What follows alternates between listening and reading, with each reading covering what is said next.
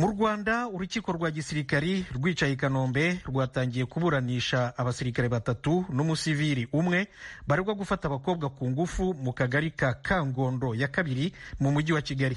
Asumta Kaboyi yakurikiranye inkuru. Bose bagejejwe mu rukiko bambaye udupfukamunwa mu rwego rwo kwirinda ikwirakwizwa rya COVID-19. Bari bicaye mu buryo hagati y'umuntu n'undi hasigaramo metero irenga. Ni nako byari byifashe ku bagize inteko y'iburanisha, abashinjacyaha, abunganira abaregwa ndetse n'abanyamakuru bari baje kumva urubanza. Ubushinjacyaha bwavuze ko aba basirikare bashinjwa guhohotera abatuye mu mudugudu wa Kangondo ya 2 ahazwi nka Barnyaye. Ku isonga ubushinjacyaha burega Private Ndayishimye Patrick na Nishimwe Fideli icyaha cyo kureba umutwe w'abagizi ba nabi no kuwujyamo, gukoresha undi imibonano mpuzabitsina ku gahato, icyaha cyo gukubita no gukomeretsa ku bushake, kwinjira mu nzu y'undi mu buryo butemewe n'amategeko, icyaha cyo kwiba n'icyaha cyo guta izamu no kudakurikiza amabwiriza y'izamu. Ubushinjacyaha buvuga ko aba basirikare Private Ndayishimye Patrick na Nishimwe Fideli bataye akazi aho bari babashyize mu ijoro bakajya muri Kangondo ya 2.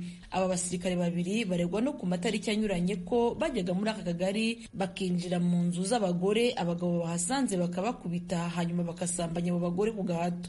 Abandi basirikare 3 n'umusivili umwe ubushinjacyaha buvuga ko bakurikiranyeho ubufatanyacyaha kuko basigaraga hanze bacungira umutekano babaga binjiye mu nzu mu bikorwa by'ubusambanyi. Ubushinjacyaha busobanura ko nubwo abarega batari bazi amazina y'ababakoreye ibyaha, ariko bajyanwe mu kigo cya gisirikare babagamo, bababereka bari kumwe n'abandi basirikare benshi, buri wese akagenda akora kuwo yabonye.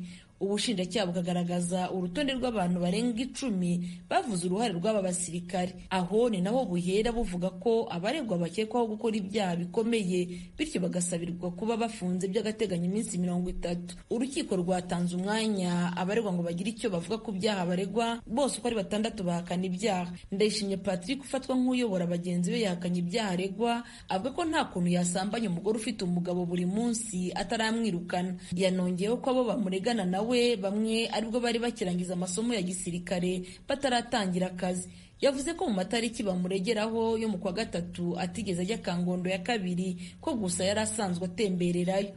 Yongeyeho ko yahaherukaga mu kwezi kwa 1 n'ukwa 2 kandi yagiye atari mu kazi. Naho mugenzi we Nishimwe Fideli we yabwiye urukiko ko yasoje amasomo ya gisirikare ku itariki ya 29 z'ukwezi kwa 2 akagera mu kigo ikami tariki ya 4 z'ukwezi kwa 3, aho yamaze ibyumweru 2 aruhuka. Bagenzi babo basigaye nabo bavuze ko batigeze bajya muri ibi byaha baregwa. Umusivili umwe wari witabye urukiko Ntakazireho Donati yahakanye ibyaha aregwa, avuga ko atari kujya mu mutwe w'abagizi ba nabi hamwe n'abasirikare kuko atarabazi.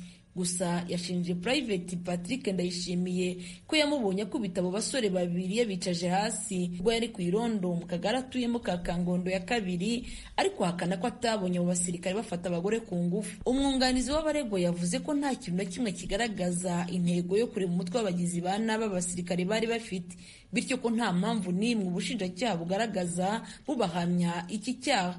Ku cyaha cyo guta izamu yavuze ko kuba iperereza rya gisirikare ritarigeze rimenya ko habayeho guta akazi, ibyo ubushinjacyaha buvuga bitaba impamvu zikomeye zishingirwaho mu kubahamya iki cyaha. Ku cyaha cyo gusambanya ku gahato yavuze ko ukurikije uko iperereza riteye bemeranya n'ibyo ubushinjacyaha bwabonye, ashingiye ku biri mu nyandiko mvuga by'abakorewe ibyaha, aho asanga ko iperereza rigikomeje rikazagaragaza ibimenyetso byisumbuyeho bishinja cyangwa bishinjura. Buri wese mu baregwa nawe yagiye atanga impamvu asanga akwiye gufungurwa by'agateganyo. Bose bahurije ko aho baba hazwi, ko baboneka mu gihe cyose urukiko rwabakenera, kandi ko barekuwe by'agateganyo babasha kubonana n'imiryango yabo. Ubushinjacyaha bwasabye urukiko ko nyuma y'impamvu zikomeye zagaragajwe rwazafata umwanzuro wo kubafunga mu gihe cy'iminsi 30 kugira ngo hategurwe urubanza, by'umwihariko kuri Private Ndayishimiye we ukaba waba umwanya mwiza wo kugira ngo